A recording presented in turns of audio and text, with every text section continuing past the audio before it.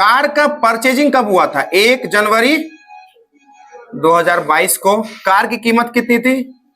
18 लाख रुपए। कितने की कार थी? ठीक है।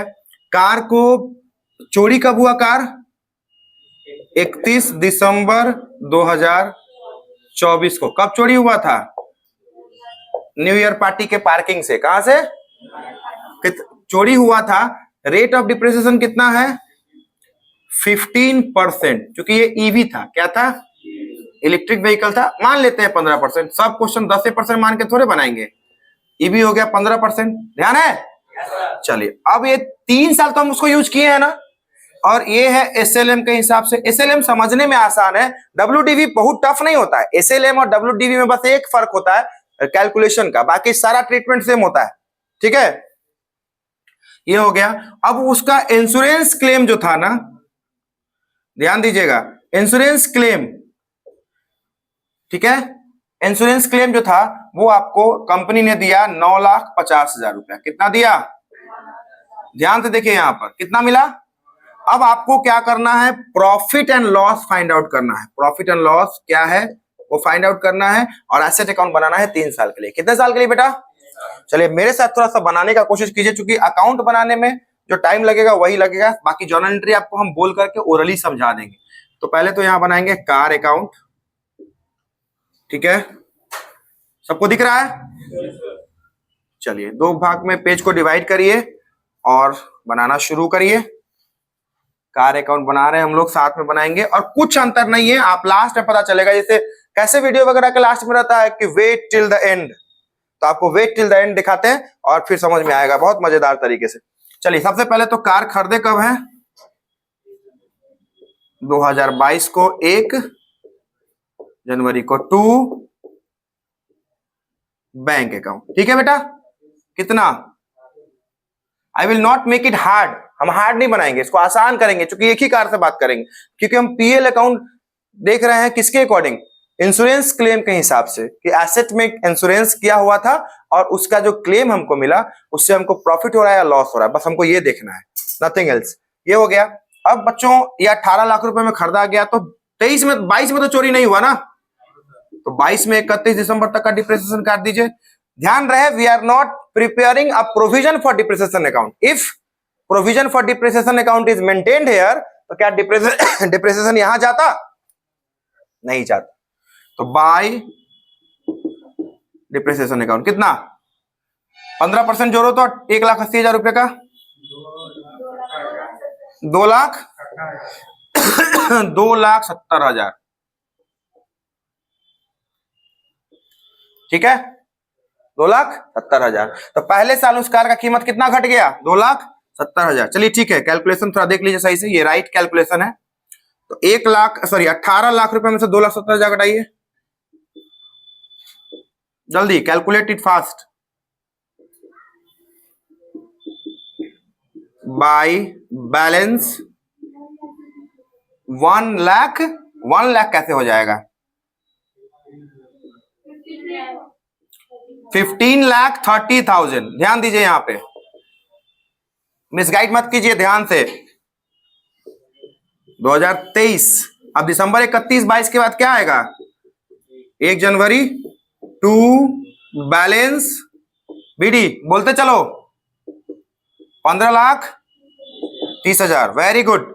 अब इसका डिप्रिसिएशन भी कटेगा ना, 23 में थोड़े ना चोरी हुआ है। कब चोरी हुआ है? वो 24 में 31 दिसंबर को हुआ है। तो देखो यहां ध्यान दो, 31 दिसंबर 2023 को तो हम एकदम भली भांति जैसे पहले दे रहे थे उसी तरह से डिप्रिसिएशन काटेंगे। कितना? अब घटाइए 15,30 में से 2,70, जल्दी घटाइए, don't waste your single minute.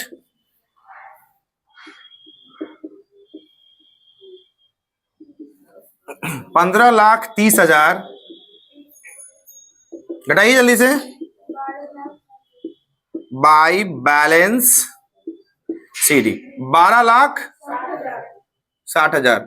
मेरे प्यारे बच्चों इधर देखिए, 12,60,000 रुपया हो गया। अब देखिए 2024 में वो 1 जनवरी को बैलेंस आएगा या नहीं आएगा?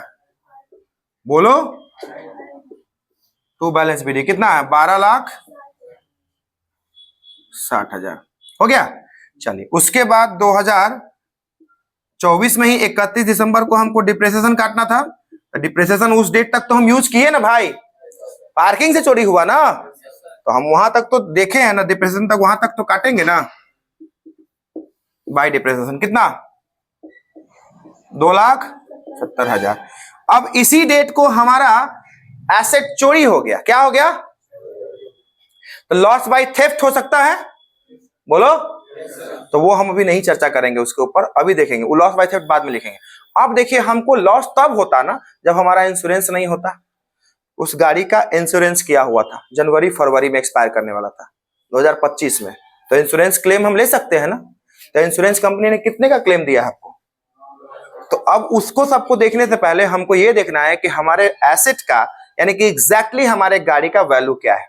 तो बेटा एक बार बताओ, आपने पहले साल कितना डिप्रिसिएशन लगाया, दूसरे साल कितना लगाया, तीसरे साल कितना लगाया, तो 8,10,000 आपका टोटल डिप्रिसिएशन एक्यूमुलेटेड हो गया। कितना हो गया, your accumulated depreciation amount is 8,10,000। कितना हो गया, अब बताइए 18 लाख की गाड़ी है, 8,10,000 आपका यूज हो चुका है, उसमें से डिप्रिसिएशन कट चुका है उसका, तो उस गाड़ी का वैल्यू हो गया 9,90,000। कितना हो गया, अब 9,90,000 का आपका गाड़ी का वैल्यू है। आपका इंश्योरेंस अमाउंट भी 10 लाख दिखा रहा था, लेकिन इंश्योरेंस क्लेम में कंपनी ने एक्सेप्ट किया 9.5 लाख।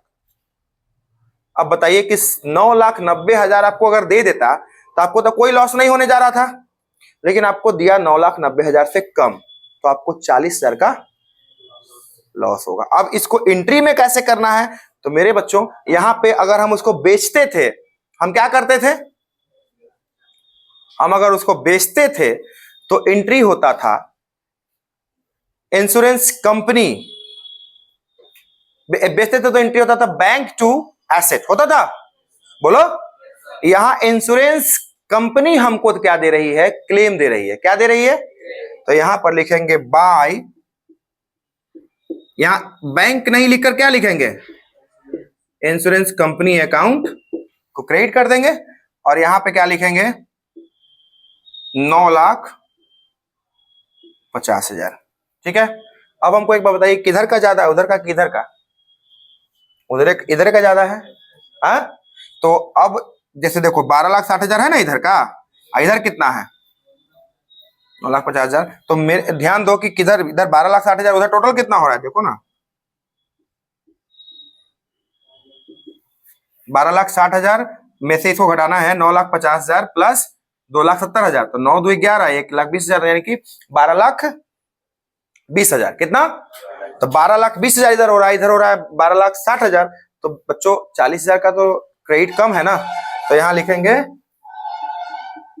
उसी डेट को बाय प्रॉफिट एंड लॉस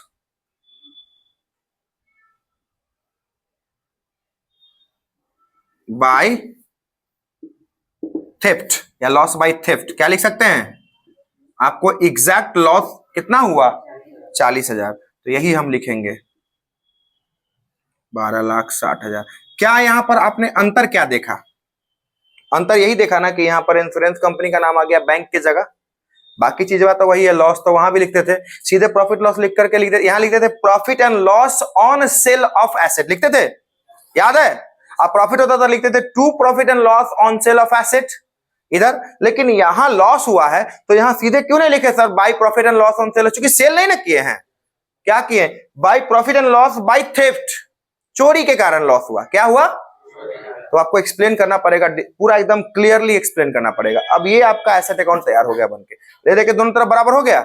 हमने 3 साल गाड़ी को यूज किया, गाड़ी हमारा इंश्योरेंस क्लेम में गया, ठीक है। इंश्योरेंस क्लेम से हमको पूरा अमाउंट नहीं मिला, हमको थोड़ा सा अमाउंट कम मिला, डोंट वरी, कोई दिक्कत नहीं, जितना मिला वो काफी था। नहीं मिलता तो अगर इंश्योरेंस फेल होता है 1 दिन पहले तो मिलता क्लेम, इसलिए थैंक गॉड कि इंश्योरेंस था, तो हमको डिप्रेसिएशन के अप्रॉक्स अमाउंट हमको मिल गया। और एग्जैक्ट ध्यान रखिएगा, पूरा आपको इंश्योरेंस क्लेम में पैसा नहीं मिलेगा, कहीं ना कहीं थोड़ा बहुत लॉस आपको बियर करना पड़ेगा। तो ये चीज एकदम प्रैक्टिकल एग्जांपल के साथ क्वेश्चन था, तो इस तरह से बनाना है, बताते हैं तो समझ में आपको आ जाता है, बाद में आपके दिमाग से उड़ जाता है, क्वेश्चन ब्लैंक हो जाते हैं, आप जब पूछा जाता है तो जवाब नहीं देते हैं, बहुत बुरा लगता है।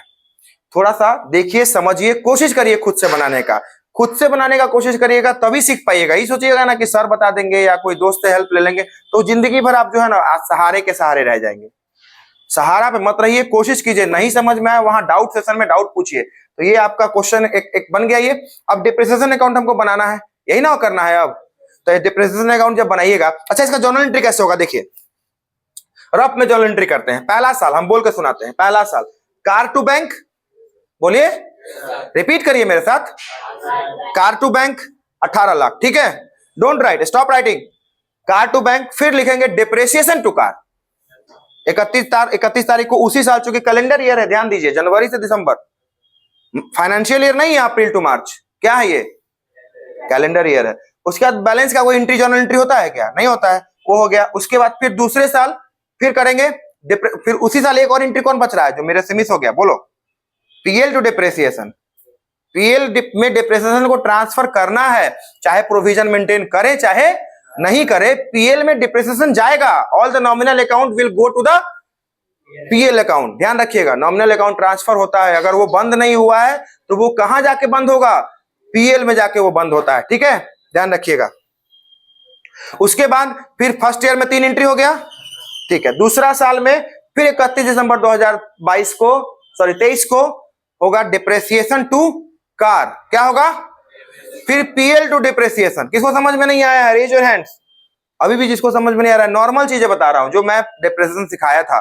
डिप्रेसिएशन टू कार लगेगा ना भैया, तो यहां हो गया 2,70,000 फिर से, और बैलेंस का एंट्री होता नहीं है। फिर तीसरे साल डिप्रेसिएशन टू कार, मशीन नहीं, कार, रटा हुआ चीज मत बोलो, जो यहां है वो देखो, depreciation to car, be practical.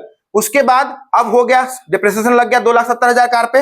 अब आपको क्या करना है, आपको लॉस हुआ है, क्या हुआ है, उसके बाद आप उस लॉस को कहां ट्रांसफर करेंगे, एंट्री जो करेंगे, लास्ट का एंट्री बताते हैं।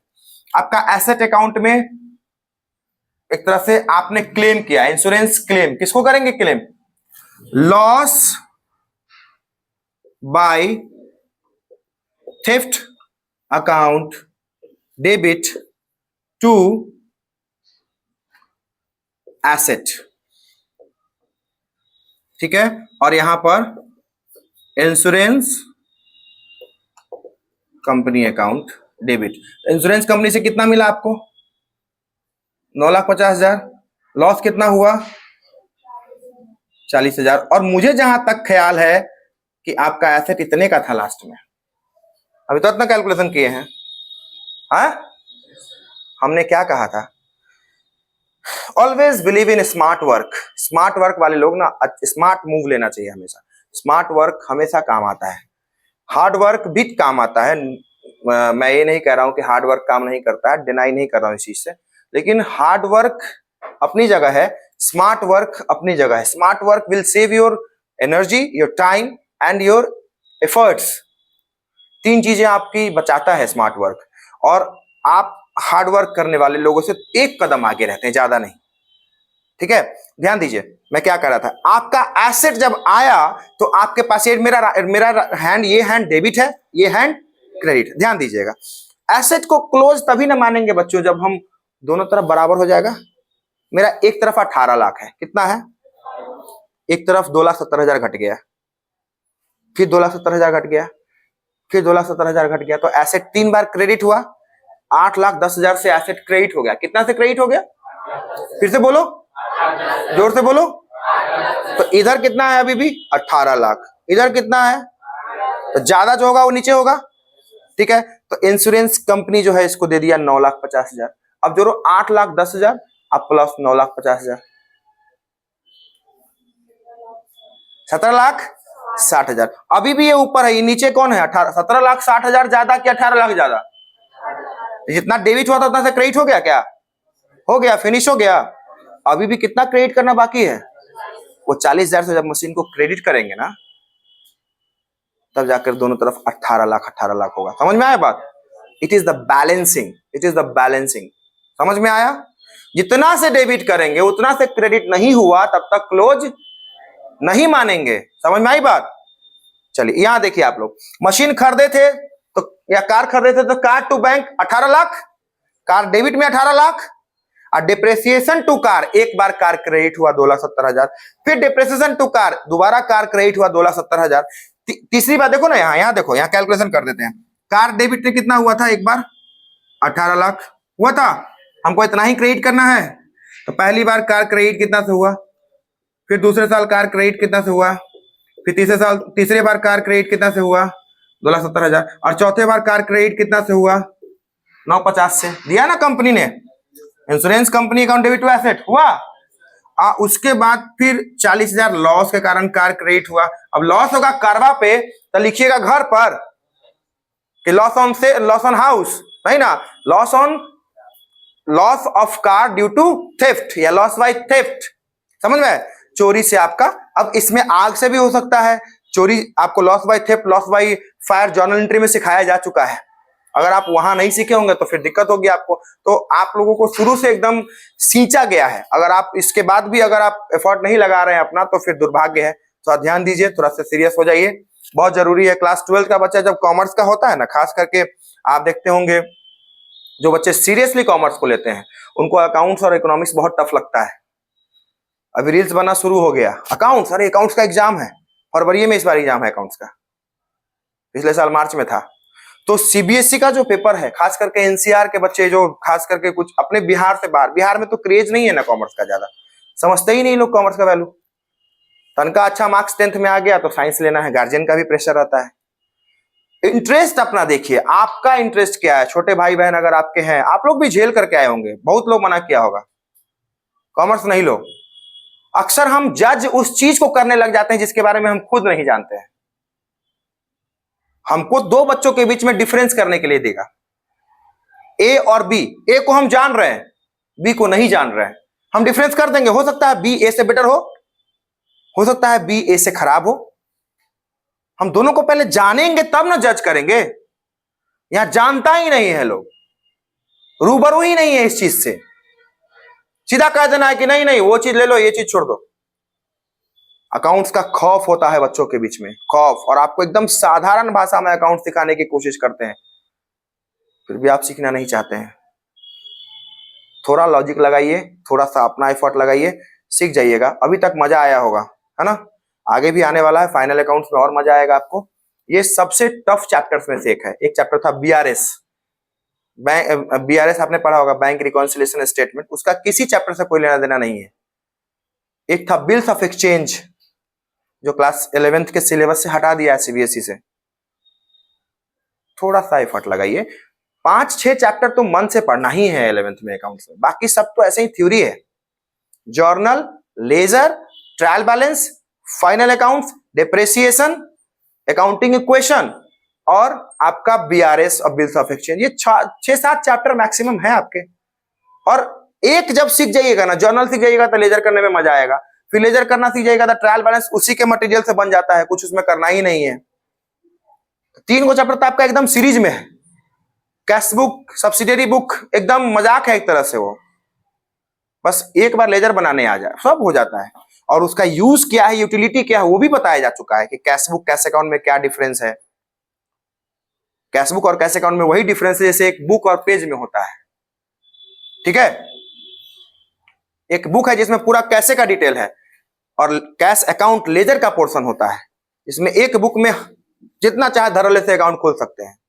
समझ में आया? बस यही है, थोड़ा सा दिमाग लगाइए, क्योंकि आप सबसे टफ चैप्टर पढ़ रहे हैं, इसको आप लाइटली नहीं ले सकते हैं। इसको लाइटली लेंगे तो फिर 11th बर्बाद हो जाएगा। चलिए इसको नोट करिए, चाहे तो स्क्रीनशॉट ले सकते हैं, फोटो ले सकते हैं।